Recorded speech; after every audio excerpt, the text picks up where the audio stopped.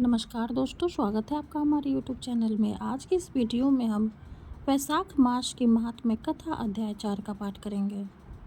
इस अध्याय में महर्षि वशिष्ठ के उपदेश से राजा कीर्तिमान का अपने राज्य में वैशाख मास के धर्म का पालन कराना और यमराज का ब्रह्मा जी से राजा के लिए शिकायत करना है। तो आइए पाठ शुरू करते हैं।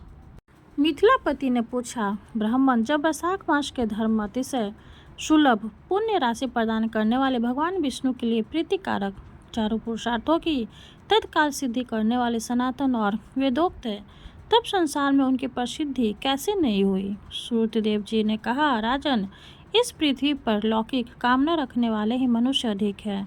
उनमें से कुछ राजस और कुछ तामस से वे लोग इस संसार के भोगों तथा पुत्र पौत्रिक संपदाओं की भी अभिलाषा रखते हैं। कहीं किसी प्रकार कभी बड़ी कठिनाई से कोई एक मनुष्य ऐसा मिलता है जो स्वर्ग लोक के लिए प्रयत्न करता है और इसलिए वह यज्ञ आदि पुण्य कर्मों का अनुष्ठान बड़े प्रयत्न से करता है, परंतु मोक्ष की उपासना प्राय कोई नहीं करता। तुच्छ आशा लेकर बहुत से कर्मों का आयोजन करने वाले लोग प्राय काम्य कर्मों के ही उपासक है। यही कारण है कि संसार में राजस और तामस धर्म अधिक विख्यात हो गए, परंतु सात्विक धर्मों की प्रसिद्धि नहीं हुई है। ये सात्विक धर्म भगवान विष्णु को प्रसन्न करने वाले हैं, निष्काम भाव से किए जाते हैं और इन लोक तथा परम लोक में सुख प्रदान करते हैं। देव माया से मोहित होने के कारण मूर्ख मनुष्य इन धर्मों को जानते ही नहीं है।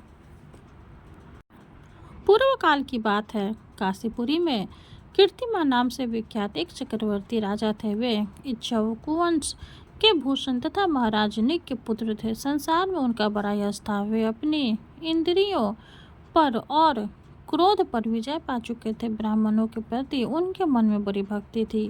राजाओं में उनका स्थान बहुत ऊंचा था। एक दिन वे मृगया में आसक्त होकर महर्षि वशिष्ठ के आश्रम पर गए। वैशाख की चिलचिलाती हुई धूप में यात्रा करते हुए राजा ने मार्ग में देखा, महात्मा वशिष्ठ के शिष्य जगह जगह अनेक प्रकार के कार्यों में विशेष तत्परता के साथ संलग्न थे।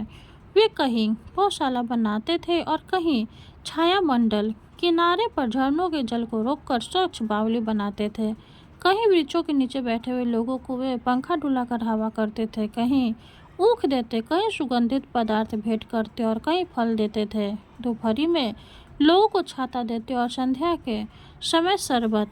कोई शिष्य घनी छाया वाले वन में झाड़ बुहार कर साफ किए हुए आश्रम के प्रांगणों में हितकारक बालुका बिछाते थे और कुछ लोग वृक्षों की शाखा में झूला लटकाते थे। उन्हें देखकर राजा ने पूछा, आप लोग कौन हैं? उन्होंने उत्तर दिया, हम लोग महर्षि वशिष्ठ के शिष्य हैं। राजा ने पूछा, यह सब क्या हो रहा है? वे बोले, ये वैशाख मास में कर्तव्य रूप से बताए गए धर्म हैं, जो धर्म अर्थ काम मोक्ष चारों पुरुषार्थों के साधक है।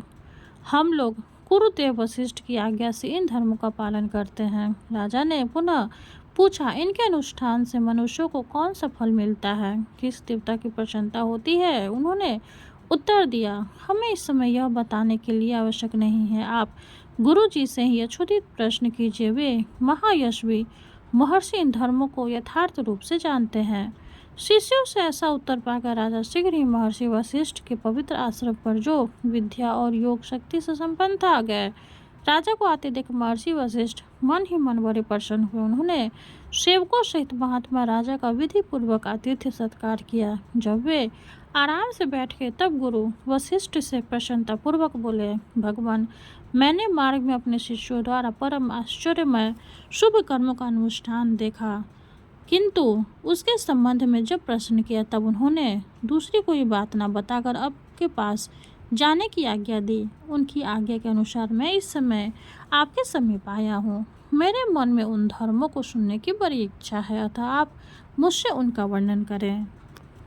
तब महायशवी वशिष्ठ जी ने प्रसन्नतापूर्वक कहा, राजन, तुम्हारी बुद्धि को उत्तम शिक्षा मिली है, अतः उसने यह उत्तम निश्चय किया है। भगवान विष्णु की कथा के श्रवण और भगवान धर्मों के अनुष्ठान में जो तुम्हारी बुद्धि की अत्यधिक प्रवृत्ति हुई है, तुम्हारे किसी पुण्य का ही फल है, जिसने वैशाख मास में बताए हुए महाधर्मों के द्वारा भगवान श्री हरि की आराधना की है। उसने उन धर्मों से भगवान बहुत संतुष्ट होते हैं और उसे मनोवांछित वस्तु प्रदान करते हैं। संपूर्ण जगत के स्वामी भगवान लक्ष्मीपति समस्त पाप राशि का विनाश करने वाले हैं। वे सूक्ष्म धर्मों से प्रसन्न होते हैं, केवल परिश्रम और धन से नहीं। भगवान विष्णु भक्ति से पूजित होने पर अभीष्ट वस्तु प्रदान करते हैं, इसलिए सदा भगवान विष्णु की भक्ति करनी चाहिए। जगदीश्वर श्री हरि जल से भी पूजा करने पर और शेष कलेश का नाश करते और शीघ्र प्रसन्न होते हैं। वैशाख मास में बताए हुए ये धर्म थोड़े से परिश्रम द्वारा साध होने पर भी भगवान विष्णु के लिए प्रीतिकारक एवं शुभ होने के कारण अधिक व्यय से सिद्ध होने वाले बड़े बड़े आदि कर्मों का भी तिरस्कार करने वाले हैं। अतः भीपाल, तुम भी वैशाख मास में बताए हुए धर्मों का पालन करो और तुम्हारे राज्य में निवास करने वाले अन्य सब लोगों से भी उन कल्याणकारी धर्मों का पालन कराओ। इस प्रकार से वैशाख धर्म के पालन की आवश्यकता को शास्त्रों और युक्तियों से भली भांति सिद्ध करके वशिष्ठ जी ने वैशाख मास के सब धर्मों का राजा के समक्ष वर्णन किया। उन सब धर्मों को सुनकर राजा ने गुरु का भक्ति भाव से पूजन किया और घर आकर वे सब धर्मों का विधि पूर्वक पालन करने लगे। देवादिदेव भगवान विष्णु में भक्ति रखते हुए राजा कीर्तिमान देवेश्वर पद नाम के अतिरिक्त और किसी देवता को नहीं देखते थे। उन्होंने हाथी की पीठ पर नगारा रखकर सिपाहियों से अपने राज्य भर में डंके की चोट पर यह घोषणा करा दी कि मेरे राज्य में जो 8 वर्ष से अधिक की आयु वाला मनुष्य है, उसकी आयु जब तक 80 वर्ष की ना हो जाए तब तक मेष राशि में सूर्य के स्थित होने पर यदि वह प्रातः स्नान नहीं करेगा तो मेरे द्वारा दंडनीय, बद्ध तथा राज्य से निकाल देने योग्य समझा जाएगा। यह मेरा निश्चित आदेश है। पिता, पुत्र अथवा सुहृद जो कोई भी वैशाख धर्म का पालन नहीं करेगा वह चोर की भांति दंड का पात्र समझा जाएगा। प्रातःकाल सुबह जल में स्नान करके श्रेष्ठ ब्राह्मणों को दान करना चाहिए। तुम सब लोग अपनी शक्ति के अनुसार पौषला और दान आदि धर्मों का आचरण करो।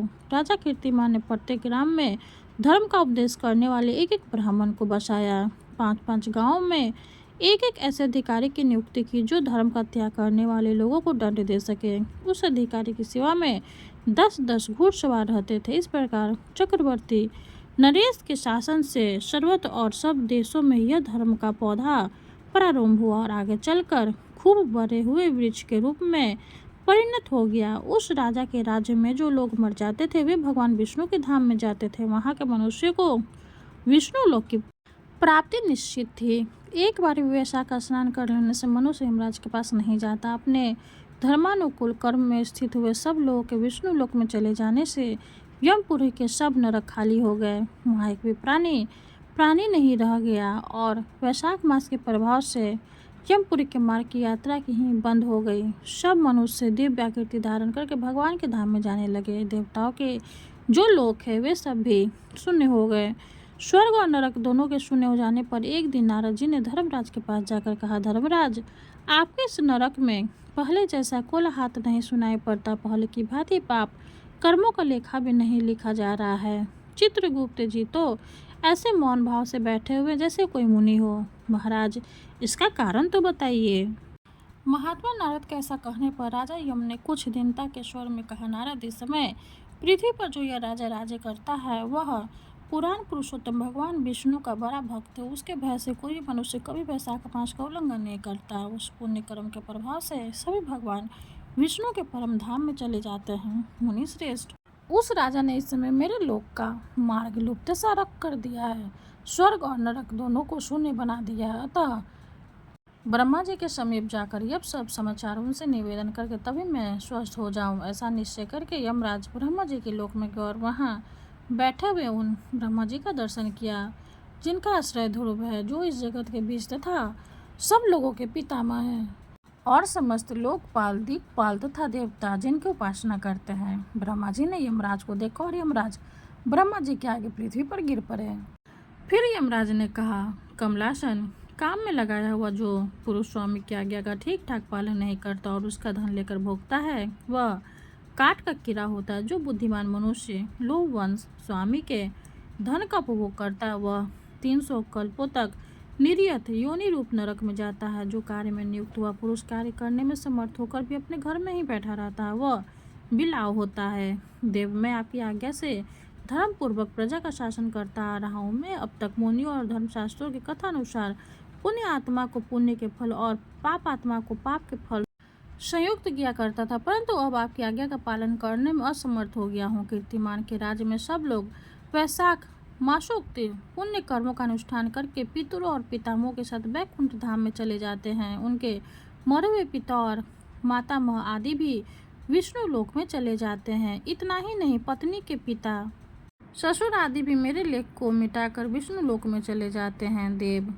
बड़े बड़े यज्ञों द्वारा भी मनुष्य वैसी गति नहीं पाता जैसी वैशाख मास में मिल रही है। संपूर्ण तीर्थों से, दान आदि से, तपस्या से, व्रतों से अथवा संपूर्ण धर्मों से युक्त मनुष्य भी उस गति को नहीं पाता जो वैशाख धर्म तत्पर हुए मनुष्य को प्राप्त हो रही है। वैशाख में प्रातः काल स्नान करके देव पूजन, महात्म्य की कथा श्रवण तथा भगवान विष्णु को प्रिय लगने वाले तदनुकूल धर्म का पालन करने वाला मनुष्य एकमात्र विष्णु लोक का स्वामी होता है। और जगत प्रति भगवान विष्णु के लोक की तो मेरी समझ में कोई सीमा ही नहीं है, क्योंकि सब ओर से कोटि कोटि प्राणियों का समुदाय वहाँ पहुँच रहा है तो भी वह भरता नहीं है। इस संसार में पवित्र और अपवित्र सभी लोग राजा की आज्ञा से वैशाख मास के धर्म का पालन करके विष्णु लोक को जा रहा है। लोकनाथ, उसकी प्रेरणा से संस्कारहीन मनुष्य भी वैशाख स्नान मात्र से वैकुंठ धाम में चले जाते हैं। यह केवल भगवान विष्णु के चरणों की शरण लेने वाला है जान पड़ता है।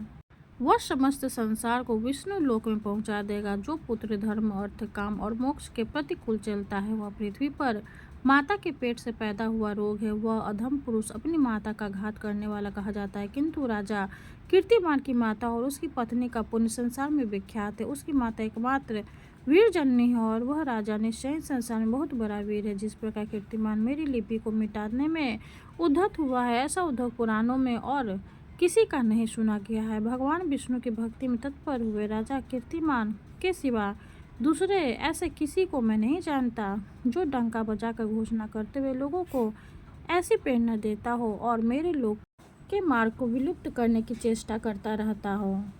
चौथा अध्याय संपूर्ण हुआ। जय जय श्री हरि। अब हम श्री हरि की आरती करेंगे। ओम जय जगदीश हरे, स्वामी जय जगदीश हरे। भक्ति जनों के संकट जन में दूर करे। ओम जय जगदीश हरे। जो ध्यावे फल पावे, दुख बिन से मन का। सुख शांति घर आवे, सुख शांति घर आवे। कष्ट मिटे तन का। ओम जय जगदीश हरे। माते पिता तुम मेरे, शरण गहूँ में किसकी। स्वामी शरण गहूँ में किसकी। तुम्हें बिने और न दूजा, तुम्हें बिने और न दूजा। आस करूं जिसकी। ओम जय जगदीश हरे। तुम पूर्ण परमात्मा, तुम अंतर्यामी। स्वामी तुम अंतर्यामी। पारे ब्रह्म परमेश्वर, पारे ब्रह्म परमेश्वर। तुम सबके स्वामी। ओम जय जगदीश हरे। तुम करुणा के सागर, तुम पालन करता। स्वामी तुम पालन करता। मैं मूरख खल कामी, मैं मूरख खल कामी। कृपा करो भरता। ओम जय जगदीश हरे। तुम हो एक अगोचर, सबके प्राणपति। स्वामी सबके प्राणपति। किस विधि मिलूं दया में, किस विधि मिलूं दया में। तुमको मैं कुमति। ओम जय जगदीश हरे। दिन बंधु दुख हरता, तुम ठाकुर मेरे। स्वामी तुम ठाकुर मेरे। अपने हाथ उठाओ, अपने हाथ उठाओ। द्वार पर तेरे। ओम जय जगदीश हरे। विषय विकार मिटाओ, पाप हरो देवा। स्वामी पाप हरो देवा।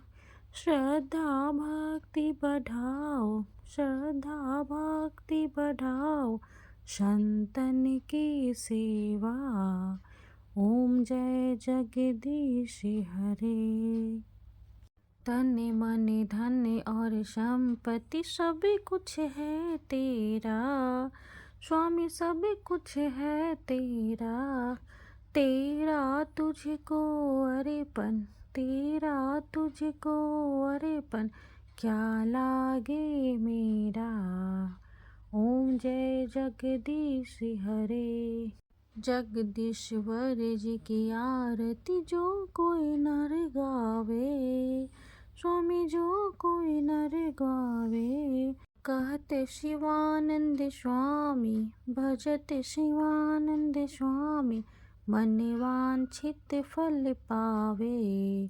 ओम जय जगदीश हरे। विष्णु भगवान की जय हो। वीडियो अगर अच्छी लगे तो लाइक कर दे, चैनल को सब्सक्राइब कर दे। धन्यवाद।